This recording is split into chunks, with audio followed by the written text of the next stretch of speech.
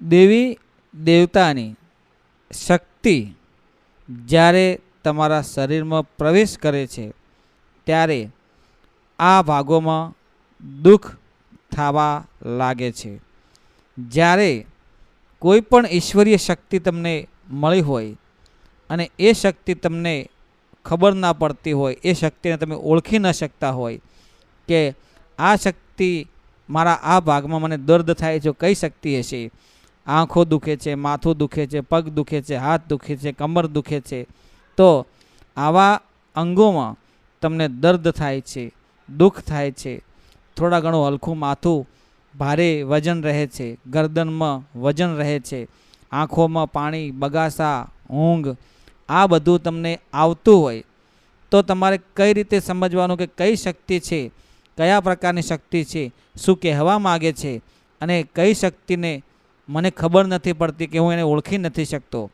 તો મિત્રો ચાલો જાણીએ કે દેવી દેવતાની શક્તિ આપણા શરીરમાં પ્રવેશી હોય તો આપણે કયા ભાગોમાં દર્દ થાય છે તે આપણે આ વિડીયો થકી જાણીશું. તો ચેનલમાં તમે પહેલી વાર હોય તો વિડીયોને લાઇક, શેર અને સબસ્ક્રાઈબ કરવા વિનંતી.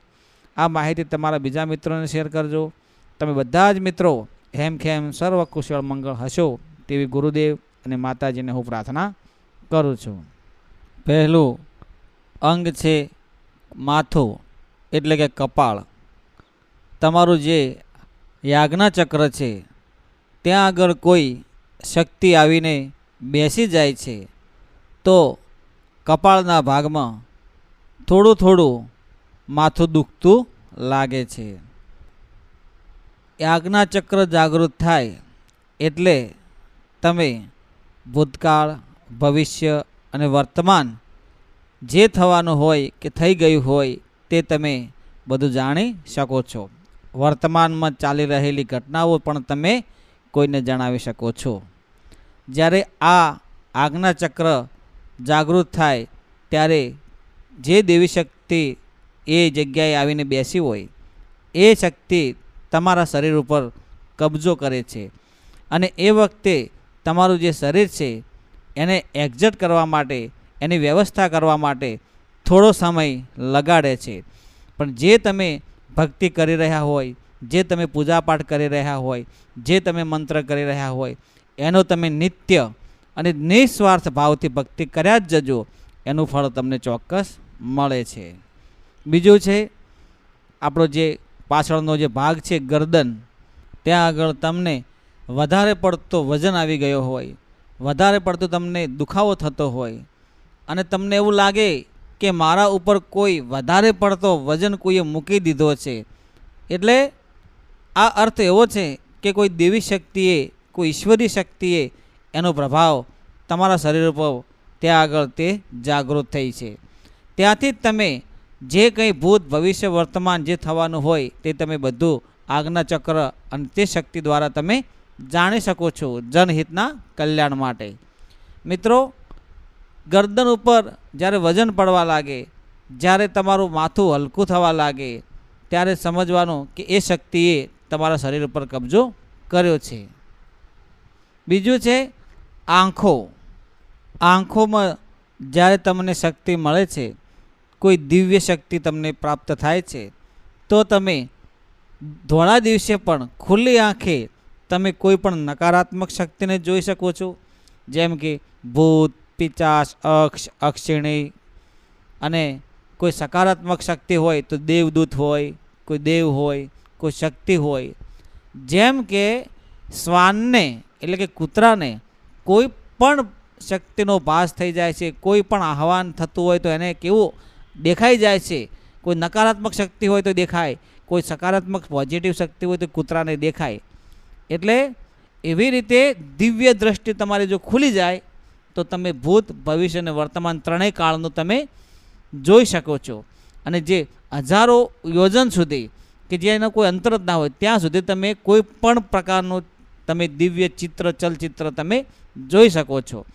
અને તમારી આંખો ઉપર થોડા ઘણો પણ વજન રહેતો હોય, આંખો ભારે રહેતી હોય, આંખોમાં ઊંઘ વધારે આવતી હોય, આંખોમાં પાણી આવતું હોય અને તમને ઊંઘ કે બગાસા જેવા કોઈ આવા પ્રકારના સંકેતો મળતા હોય તો એ શક્તિએ તમારા દિવ્ય દ્રષ્ટિ ઉપર કબજો કર્યો હોય એમ સમજવું.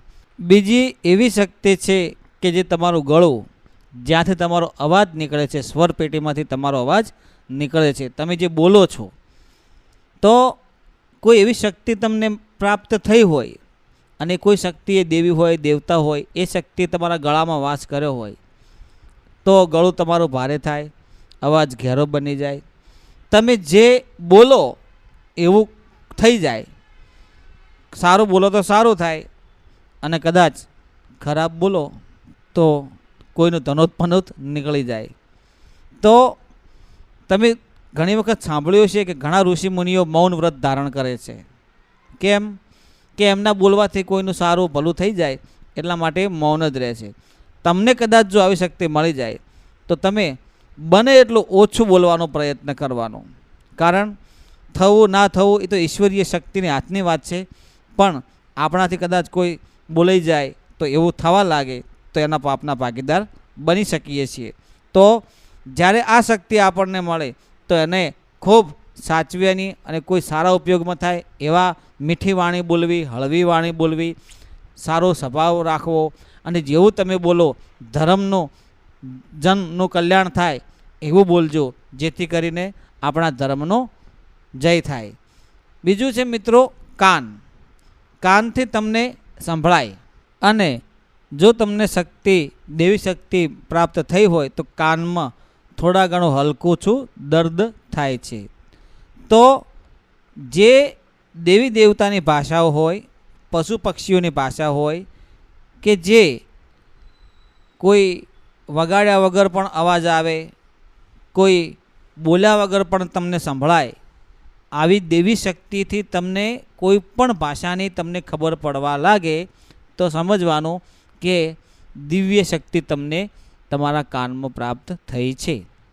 જે કાનમાં તમને કોઈ આવીને કહી જાય છે, જેમ કે કોઈ પ્રશ્ન એવો હોય એનો ઉકેલ કે તમને જવાબ ન મળતો હોય તો હવા દ્વારા, હવાના મારફત તમને એનો જવાબ કોઈ તમારા કાનમાં દેવી શક્તિ આવીને કહી જાય છે. બીજું મિત્રો છે કે કમર દર્દ. કમર દુખાવો થાય એટલે મૂળ આધાર ચક્ર ત્યાંથી ઉપરના ભાગે શક્તિ ચડતી હોય અને દરેક ચક્રો ધીમે ધીમે જાગૃત થતા હોય, ત્યાંથી તમારા શરીરમાં લાંબા સમય સુધી તમે ભક્તિ ભાવ, પૂજા પાઠ, સાધના, મંત્ર, તપ, જપ બધું કર્યું હોય તો તે મૂળાધાર ચક્ર જાગૃત થાય અને ત્યાંથી તમારા બધા 7 ચક્રો જાગૃત ધીમે ધીમે થવા લાગે. ત્યારે બધું જે વજન છે તે કમરના ભાગે દુખાવો મહેસૂસ થાય છે. જ્યારે તમે આ શક્તિ જાગૃત કરવાનો પ્રયત્ન કરો છો, મંત્ર, તંત્ર, તપ, જપ તમે કરો છો ત્યારે તમને બહુ કઠિનાઈ પડે છે અને જ્યારે આ શક્તિ જાગૃત થાય તો તમારા કમરના ભાગે બહુ મોટો દુખાવો થવા લાગે છે. બીજું છે કે હાથ. જ્યારે તમારા હાથમાં કોઈ દિવ્ય ઈશ્વરીય શક્તિ પ્રાપ્ત થઈ છે તો તમે કોઈ બીમાર વ્યક્તિ હોય, કોઈ પણ ખોડખાંપણવાળો વ્યક્તિ હોય, એને જો તમે માથા પર હાથ મૂકો અને તે સજીવન થઈ જાય, તે ચાલતું થઈ જાય, તે સાજું થઈ જાય તો એ દેવી દેવતાની તમને મળેલી અનમોલ ભેટ છે. તે શક્તિનો સદુપયોગ કરજો. જન કલ્યાણ માટે આ શક્તિનો ઉપયોગ કરજો. સર્વ જગતનું ભલું થાય. પશુ, પક્ષી, ઢોર, ડાંખર, માનવ સર્વનું ભલું થાય. જો તમને કદાચ આ શક્તિ મળી હોય તો બધાનું ભલું થાય એ રીતે ઉપયોગ કરજો એવી હું આશા રાખું છું. જય ગુરુદેવ, જય માતાજી.